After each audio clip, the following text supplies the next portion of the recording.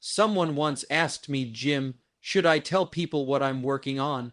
I said, well, that depends. Are you working on it or just talking about it? There's a certain magic, friends, in keeping your goals quietly to yourself.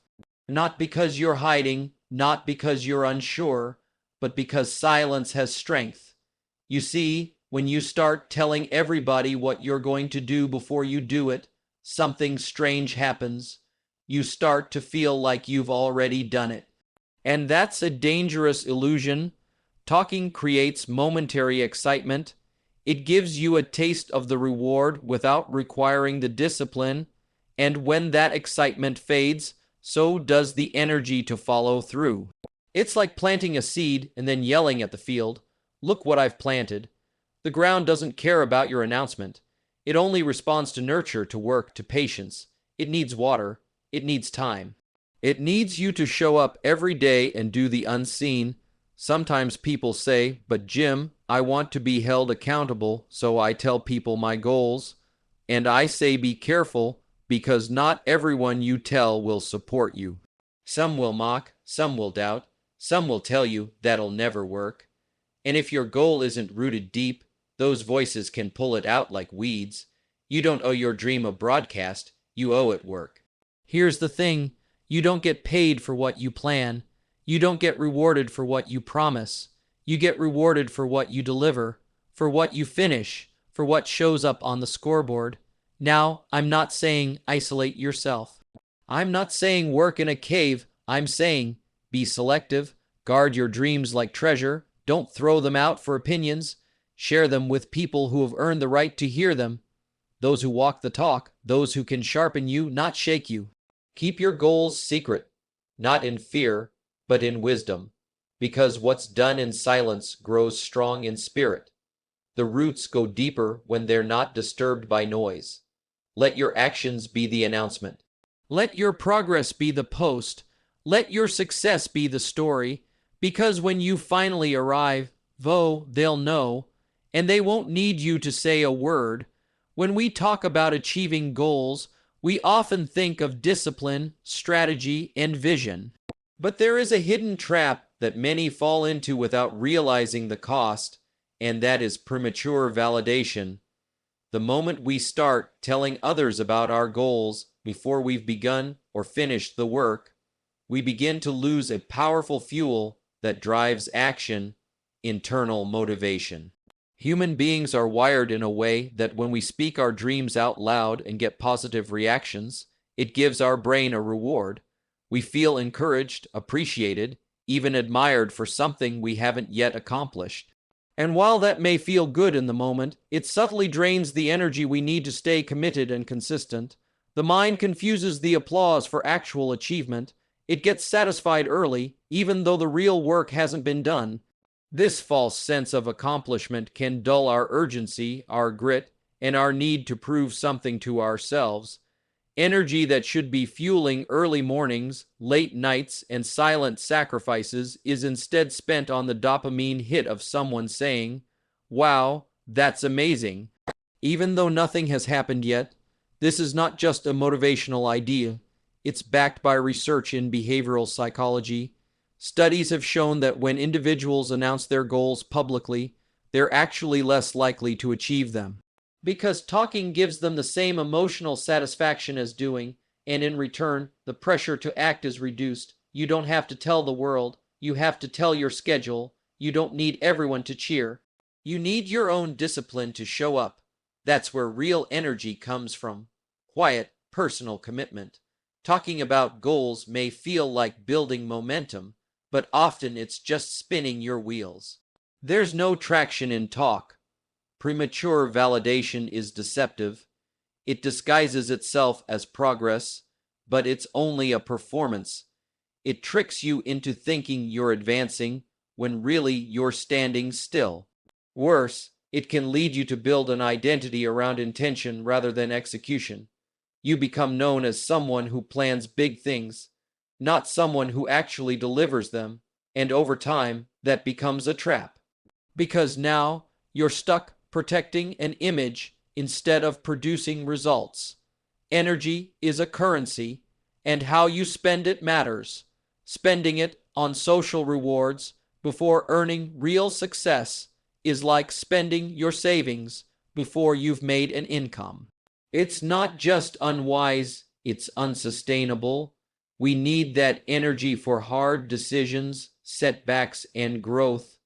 We need it for self-doubt, failure, and redirection.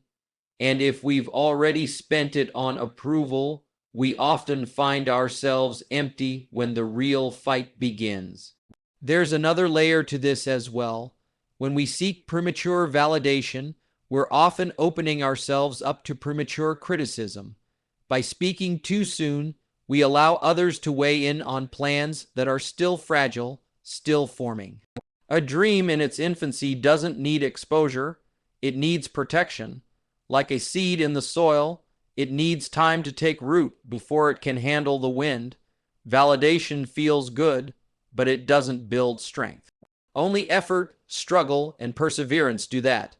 When you do the work silently, you build resilience. You learn to keep moving even when no one's watching, and that is where the strongest energy is forged. In the dark, away from praise, in the spaces where only you know how hard you're trying.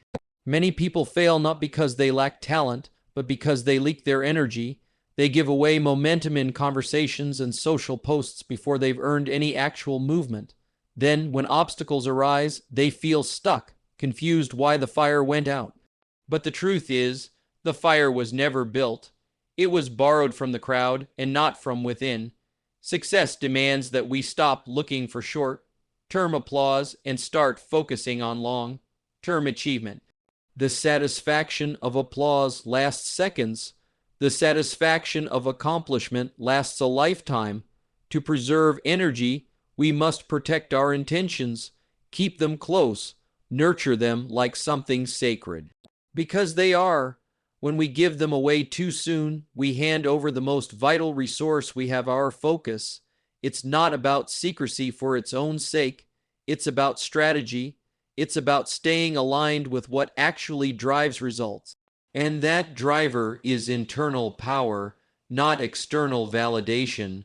When you work in silence, you give yourself the chance to adjust, to fail, to grow, all without the pressure of outside eyes. You don't have to defend your path. You don't have to explain detours. You just get to build, refine, and improve. And when the time is right, your results will speak. And those results will carry far more weight than any words ever could. The world doesn't need to hear what you're planning. It needs to see what you've done, and when they do, you'll be ready, not just because you got there, but because you protected the energy it took to make the journey. So, the next time you're tempted to share a goal for the praise it brings, ask yourself, what do I want more, the approval or the achievement? And remember that energy spent on the wrong reward is energy lost from the real reward. Let silence guard your purpose and let effort define your progress. Because when you keep your goals quiet, you let your success be loud. When you set a goal, especially one that stretches your comfort zone or challenges the norm, it is a delicate beginning. It's like planting a seed in the soil. In the early stages, it's fragile, vulnerable to weather, pests, and outside interference.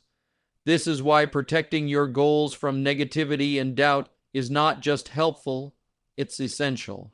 When you expose your dreams too early to the opinions of others, you risk more than just discouragement. You risk letting fear and uncertainty take root in your own mind before your vision has had the chance to grow strong enough to resist it. Not everyone will understand your goals. Not everyone will believe in your vision.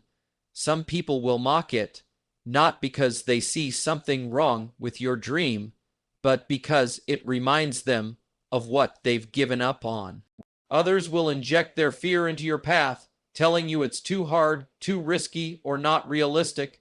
And if your goal is still forming, still gaining shape, that negativity can derail your momentum. Negativity doesn't always come from enemies.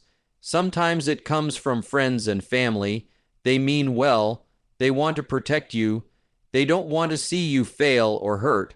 But their advice is often built from their own limitations, not your potential.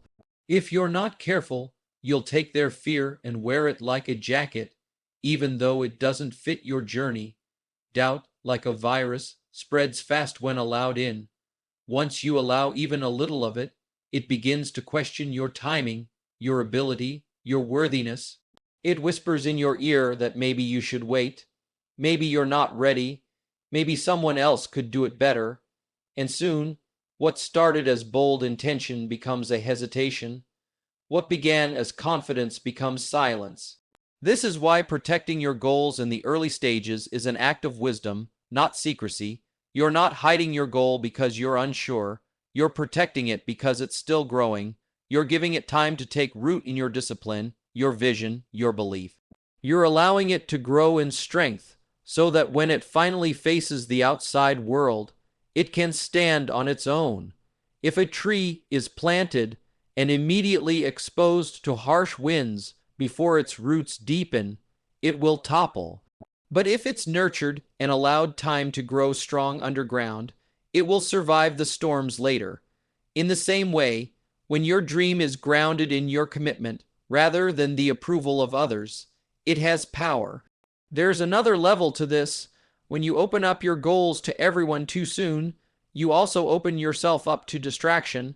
Everyone suddenly has advice, feedback, ideas, and criticism. Even if it's well-meaning, it can pull your focus away from your original vision. You begin to adjust, not because it improves the goal, but because you want to satisfy opinions. Before long, your goal isn't even yours anymore, it's a collection of other people's voices. And what gets built from that place rarely fulfills you, because it's not born from your heart. It's shaped by fear of judgment or desire for praise. Your mind is a battlefield when you're pursuing a goal. Every day you are fighting resistance, insecurity, the temptation to quit. Adding other people's negativity and doubt to that battle weakens your position. It makes the hill steeper, the burden heavier. That's why it's so important to protect your mental space. Not every voice deserves a seat at your table. Not every opinion should have influence over your path. Discernment is key. You must choose who gets access to your vision, and that should only be people who have earned your trust through their own example, their own wisdom, or their consistent encouragement. Everyone else can wait until the fruit is on the tree. When you protect your goals, you give yourself the room to develop resilience. You build quiet confidence. You stop seeking validation and start creating real value. You become less reactive to others and more in tune with yourself. And from that place, you are far more likely to reach your destination because you are focused, grounded, and undistracted. You begin to understand that success is not about showing the world what you're doing. It's about doing what the world never thought you could. And that doesn't require noise. It requires strength. Doubt is natural. Everyone faces it at some point, but it should never be fed. It should never be given the microphone. If you share your goals with someone who doesn't believe in themselves, how can they believe in you? If you hand your vision to someone who gave up on their own dreams, how can they help you achieve yours? Their doubt becomes a shadow on your light, and while you may be able to shake it off, sometimes that shadow lingers longer than we expect. Even a tiny comment like, "Do you think that's realistic?" can echo in the mind for weeks, especially if we're already wrestling with uncertainty. Protecting your goals means protecting your spirit. It means guarding your time, your thoughts, your emotional energy.